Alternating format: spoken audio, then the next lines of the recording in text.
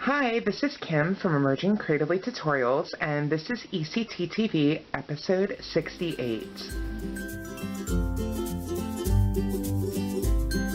Today we are going to be making these fun gemstone chip bunch earrings.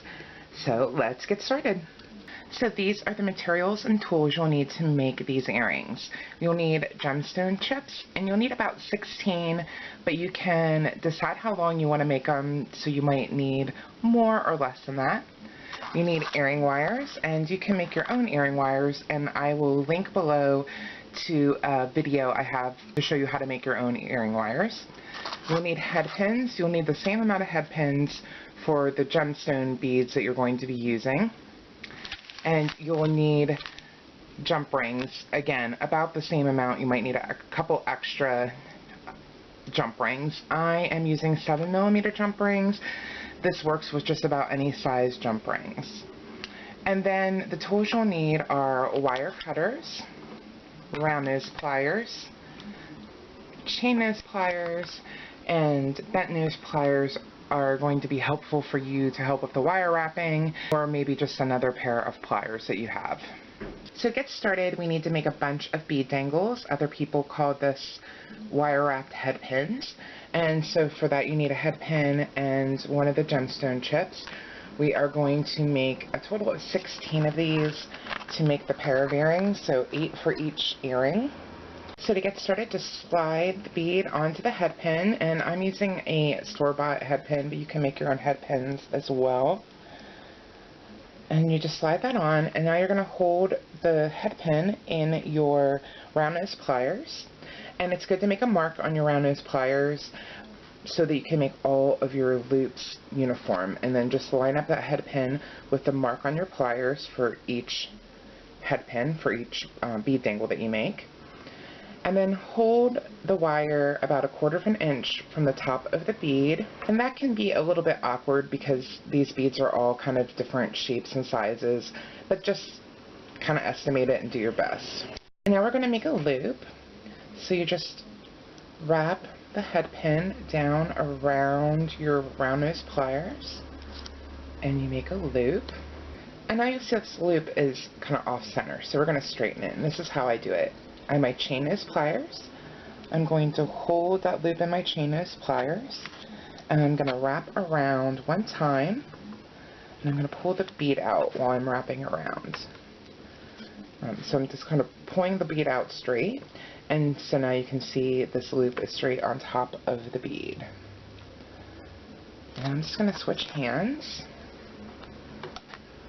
and I'm grabbing my bent nose pliers, and I'm going to wrap 2 more times.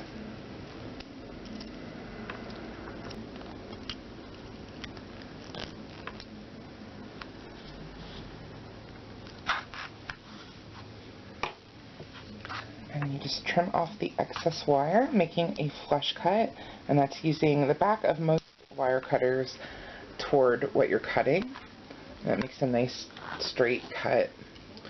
The other side makes a pinch cut. And now I'm just grabbing my chain nose pliers again. Just going to straighten this a little bit, and then make sure that the end is not poking out. And that's how you make a bead dangle. Now you're going to repeat this 16 times. That's for both earrings, so 8 for each earring, and then I'll show you what to do next. Okay, so now I have my 16 bead dangles. I'm just going to show you one earring and just repeat exactly the same for the other. So I have 8 here. And I also have 8 jump rings. So we're going to open up all these jump rings so they're ready. It's always easier to do that ahead of time. And I'll show you how to open a jump ring just in case you don't know how. So this works best with bent nose pliers and a pair of chain nose pliers. And you're going to find the opening in the jump ring. And if you can't see it very well, you can kind of run your finger till you can find it. And then line up the pliers on each side of that, so the opening is right in the middle. And with one plier, pull it toward you, and the other go away from you. You do not want to go out. So you're trying to keep this circular shape. So see, it's still in a circle, but it's open. And so you just want to open up all the jump rings you're going to need. So for both pair of earrings, it will be 16 jump rings, or 8 for each one. Okay, so now we can start putting the earrings together, and we're basically going to kind of form a chain with the jump rings as we go, and the bead dangles. So I like to start out with whatever is the biggest gemstone chip. If you don't have one that's a little bigger than the rest, that's fine. I just like to do that instead of having it kind of show up in the middle. And so just add the bead dangle to the jump ring. So you're just putting the loop of the bead dangle into the jump ring, and now close the jump ring. Now to close a jump ring, you just do the opposite of what you did to open it, but I like to go past the point of closing a few times. It hardens the jump ring, and then you can feel it kind of click into place. And now I'm grabbing another open jump ring, and I'm going to place that into the jump ring I just closed, and add a bead dangle to it as well, and then just close it.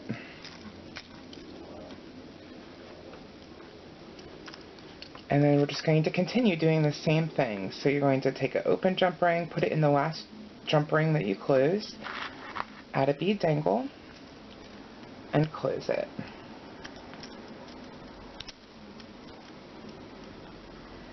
Alright, and here's a little jump ring troubleshooting for you. This jump ring been out of shape, and most of the time I find it's not worth trying to get it back into shape.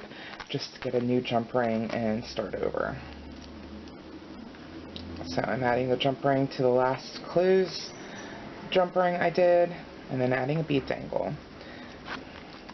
And you're just going to continue this until you have all 8 bead dangles added. Now, one little thing I wanted to show you is as you add them, you could end up with all of your beads on one side. So you want to pay attention as you are adding the beads, which side it's falling on.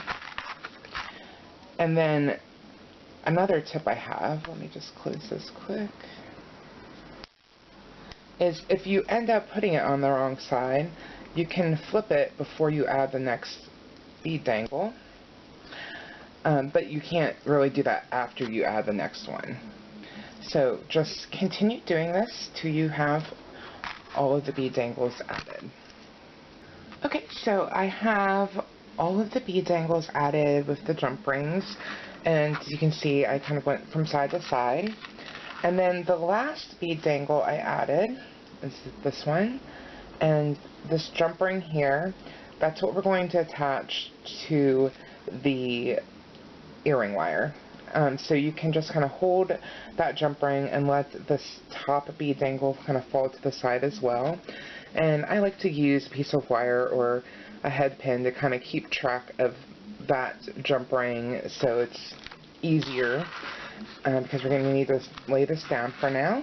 So now we're just going to attach this to our earring wire. So you just need to open up the loop of the earring wire, and you just do that the same way you open up a jump ring, basically. I usually just hold the earring wire with my hand, pull that loop forward to open it, and then you just attach that jump ring there, and then close it. So that is one gemstone chip bunch earring, and you just repeat it for the second earring. And as I mentioned, you can make this as long or as short as you want. This is kind of long, which you may not like. You might want to maybe use a few less. You might want to make it really long, and so you would just keep on going and adding more, and that's how you can customize this. So that is the completed project, and ways you can customize this is obviously you can use any gemstone chips you like, any metal you like. You could mix up the gemstone chips with some other gemstone chips. Anything you like. You can make it as long or as short as you want as well. You can get step-by-step photo instructions of this tutorial over at my website at KimberlyKoehler.com. I'll have the link below this video. I wanted to remind you that I have an upcoming e-course called Inspired E-Course. It's art journaling and jewelry making, and I give you lots of creativity prompts and art journaling prompts, and then we take the inspiration from our art journals, make a map to make our jewelry. So it's a lot of fun, and you can learn more at the link below. I will see you in a couple of weeks.